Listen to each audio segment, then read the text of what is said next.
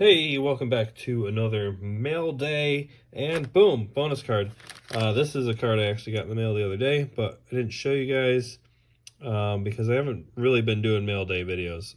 Been pretty busy, but this card's a little dirty. We'll have to do something with that, but we'll have to clean it up a little bit.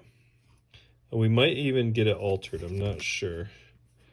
It's not too bad. It's like medium. Moderate play, whatever. Maybe the corner's a little bit damaged, but overall pretty good. So just wanted to show you guys that. But we are going to open up this this mail here. All right, so let's get to the mail. We have this box here. Let's get this thing open maybe. All right. I think I know what most of this stuff is. Some of it is going to be a surprise because there's some random stuff mixed in with it. But most of this stuff, I basically know what it is. So here we go. Nothing else in there. This is a beta starter deck. A beta starter deck in heavy play condition. Yeah, it's an empty deck. Seems thinner than I remember starter decks to be, but yeah, there we go. It's a complete starter deck. So we can actually put our tournament deck in here. This is my X points deck, and I think I'm gonna have to alter it because so far I've lost every game with it. But let's see if this will fit nice and tidy in here. You won't be able to fit the sideboard in here, so I'm gonna have to do something about that. But should be able to. There we go. So we can safely carry our tournament deck around in our beta starter deck. Pretty cool. And somebody pointed out to me the other day, the barcode is on the beta boxes, not on the alpha. So that's how you can tell the difference between an alpha and a beta starter deck. And then of course the unlimited says unlimited and revised. I don't remember if it says revised or third edition on there, but it's a lighter color. I know that. But yeah, there's that. So we'll keep our deck in there. Let's see. Let's open these in random order because I don't know where we're going with it here. Ooh, that's really really sticky. We'll just cut this open. Oh, I think the card's up there. We got to be careful.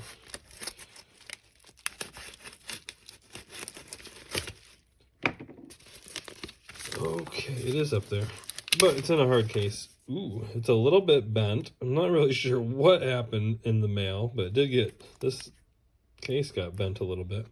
But yeah, this is, it might look like a beta, but as you can tell, the corners are square, which means this is a international edition. Fun fact, they made many less international than collector's edition sets. I believe they did like 1,000 or 2,000, it might have been 3,000 even, not more than 3,000 international sets and about 14,000 collector's edition. But this thing is very curvy now, thanks to the Postal Service, but that's okay. We can flatten it out a little bit. Let's just, it doesn't take much to get it back to shape. But here, let's see if we can get this out of here. So this is an international edition. These are actually, I think they actually made more than they made the alpha set, but these might actually be more rare than the beta. The only thing that makes them less valuable is that they're not legal in sanctioned tournaments, but they are legal in old school tournaments. And so we have that. Let's put it down here for now. It'll get flattened out, don't worry. It's another, oh, this is the one we just emptied. There's nothing else in here. It's empty. Okay, let's go with, okay, there's two more envelopes of cards here, but let's open up, actually, we'll get rid of this big bulky package here. because this is from Thrift Books, so I bet you can guess it's actually a book. And this is a book that was recommended to me from a friend. The book that Richard Garfield actually based a lot of the worlds and characters in Magic the Gathering. It's nice that they stuck this sticker on here. It's probably going to ruin my book. Hopefully not. Let's see if we can get that sticker off of there. No, it's coming off all right, because this is a glossy cover, but I don't really like that. So anyway, The Magic Goes Away by Larry Niven, and that's where they got the name for Niven-Rail's disc. Niven-Rail, however you want to say it. But it's just Larry Niven backwards. This is a first mass market edition. I'm not sure what that means, but this is where he credited Larry Niven with the Niven-Rail's disc for a lot of his creativity in this. And look at this artwork. Very cool. Very cool artwork. Let's see if we can get a copyright. It was published in New York by Ace Books, 1978. So the first trade printing was October 1978. The first mass market, October 1979. So it's not a first edition, but yeah, it's definitely going to be pretty cool. A lot of cool artwork. I'm excited to read through this. Really cool. Look at that. I like it. But anyway, I'm excited to read this book. So we're going to put this down here next to our icy manipulator. And we didn't really get a good look at that art, but look at that. Beautiful. Okay. We'll go with this big package here next. Get this thing opened up. There we go. Hopefully we don't damage whatever's inside of here. I know it's in here. You guys don't know what's in here yet, but I do. So we're going to open up this package. We have a packing slip. That's cool. Here we go. This is a bulk pack of cards. And I'll show you what these are. Old school legal, by the way. So all these cards that I got here are old school legal. And we're just going to be adding them to our collection as we go. See if I can get this thing apart. There we go. Okay. Come on, you. Do it. There's so much packaging on here. At least they're nice and safe, right? Made it through the mail safely. And this was from a semi-local. I think they said they were from Oneonta. I can't remember now. But here we go. We got a Wooded Sphere. Any green spell cast given to you. 1 life given to you. That's not why we bought this pack, though, because that's just one of the many cards in this lot here. So this was just an eBay lot that I bought. But let's go through here. These are all 4th edition lands.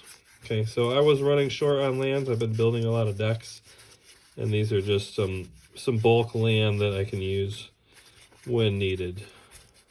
So we have plenty of land to go around. So we'll just throw this down here real quick. All right, we have 2 more. Now, I don't remember which one has what in it. So let's just go through these. Woo, okay. Here we go. What do we have here? What do we have here? I don't know. I hate when the case sticks to the envelope. Come on. Come out of there. Why is it stuck?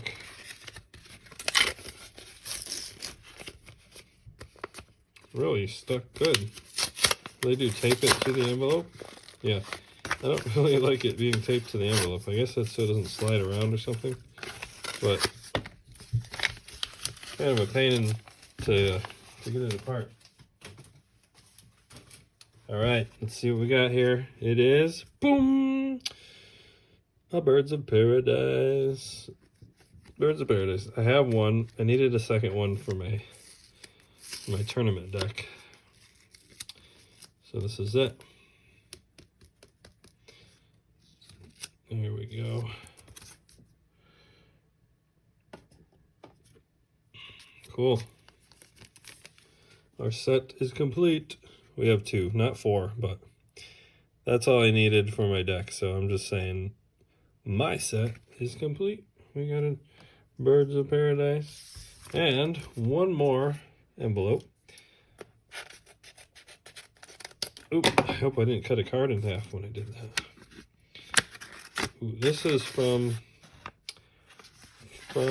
somebody on the Discord, I believe. And this one's also taped to the envelope. No, what I usually do is I just wrap the cards in another piece of paper, but there we go.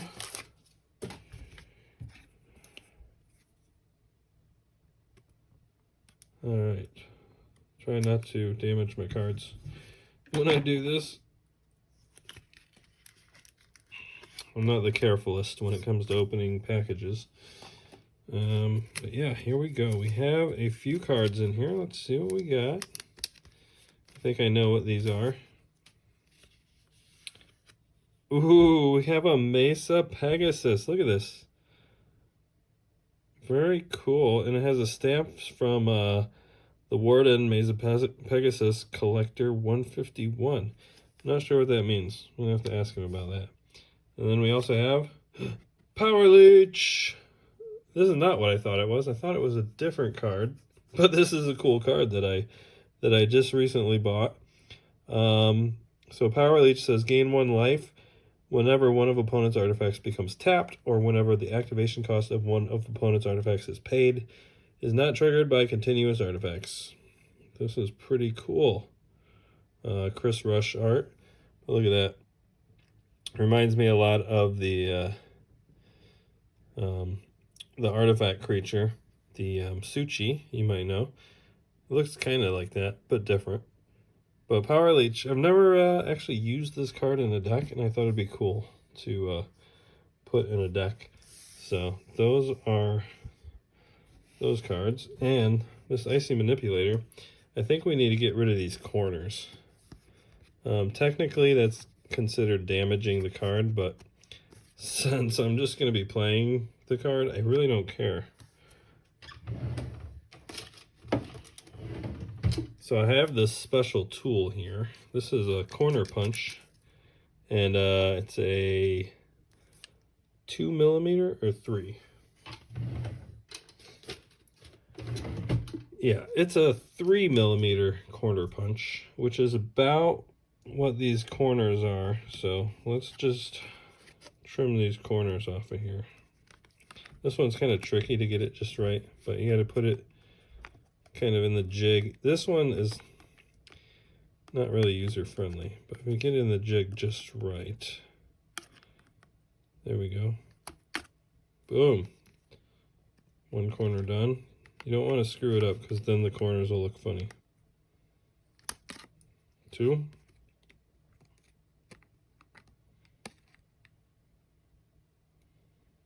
See if we can get a good lighting on this. There we go.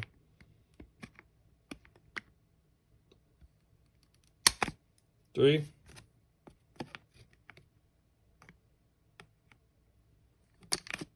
4. Let's see, do the corners line up? That's pretty good. Pretty close. I think I screwed that corner up, but that's okay.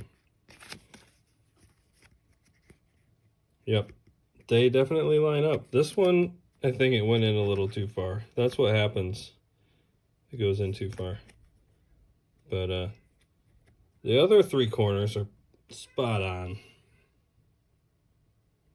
Now we can throw that in our deck. I don't really have a spot for it yet, but we're going to find one. And that is our kit right there. Yeah, I definitely cut way too much off of that corner. This punch is a little bit finicky like that. But I couldn't find another 3mm, so this is what we got. Anyway, I want to thank you guys for watching, and let's throw our Wheel of Fortune in there too. Boom. All right, and we'll see you on the next mail day video if you guys ever return after I did such a bad job cutting this corner here. Anyway, take care. I'll see you next time.